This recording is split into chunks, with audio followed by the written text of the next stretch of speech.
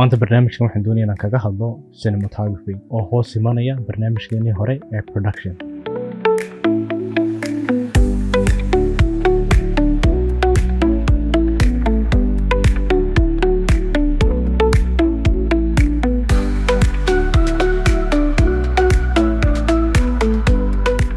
haddaba cinematography waxa weeyaan cilmiga lagu barto kamaradaha iyo sida wax loo duubo ayaa la yidhaahdaa cinematography.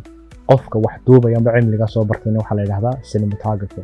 cilmigu maaha cilmi waxbarasho, cilmigu maaha cilmi aad iskuul galayso. inta badan dadka way ku khasaaraan iskuulkii waxaas. waxa aad muhiim ah qofka wax duubaya in uu experience u yeesho. The more aad wax duubto, the more experience aad u yeelanayso, the more aad kala ogaanayso kamarada ku fiican, lenseska ku fiican, angalada ku fiican, shotska nooca ku fiican.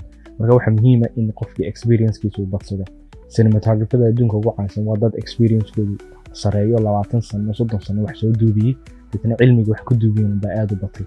waxay iskuul u galeen maaha, waxay shahaado soo qaateen maaha, waxay YouTube ka daawadeen maaha. waxa weeyaan wax inta kamaradooda qaateen ay soo iibsadeen unbay suuqooda galeen, wax ku soo duubeen ilaa ay experience-koodu u kordhayo. marka la iskuma koobo hal kamaradood. waxaad samayn kartaa waxa weeyaan kamarada noocyo kale la soo wada kareysan karaa, kuwaas wax ku soo duubi kartaa, waad soo tijaabin kartaa. hadba waxaad garanaysaa deetana keebaa kee u fiican.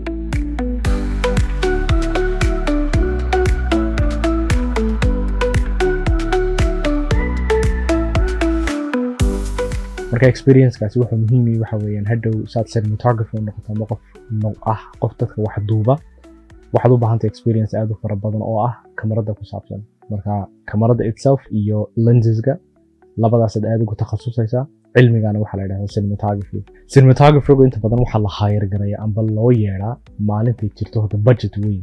haddaanad budget weyn amba lacag badan aadad u hayn waxaad duubayso, inta badan cinematography u yeedhin maysid, adaa duubanaya. marka waa inaad ogaataa marka kamarada isticmaalayso iyo lenseska noocaad isticmaalayso.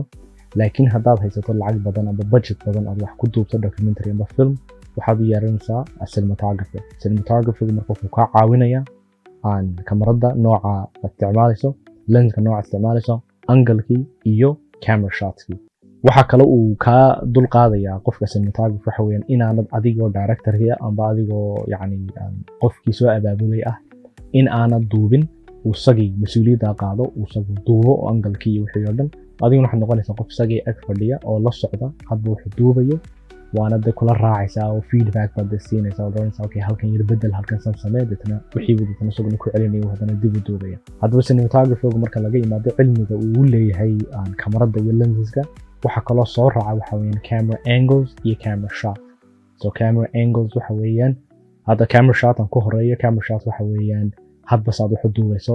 marka waxa weeyaan subject-kii oo aniga ah maanta iyo background-kayga, labadaasaa la yidhahdaa camera shot la isku yidhahdaa. so hadba intaad aniga ii soo gelinayso frame-ka aan imika hadda frame-kan aan hadda ku jiro, waxaan kaga jiraa a third, waxaan kaga jiraa 3 meelood oo meel oo kale aan kaga jiraa frame-kan.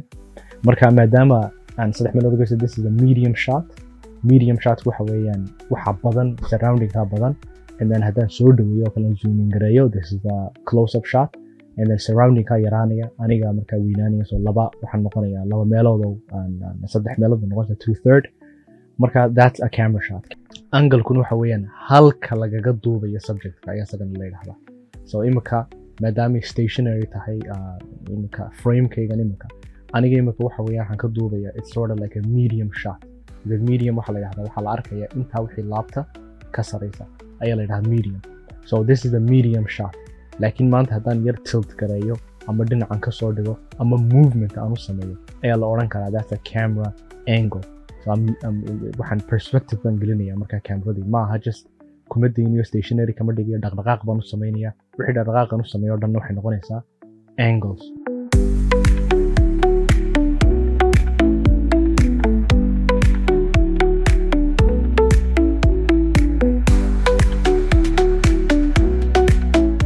marka laga yimaado haddaba cinematographer iyo camera angles, waxaan doonayaa in aan xooga saaro waxa weeyaan isticmaalka la isticmaalayo kamaradaha ama la isticmaalayo marka wax la duubayo.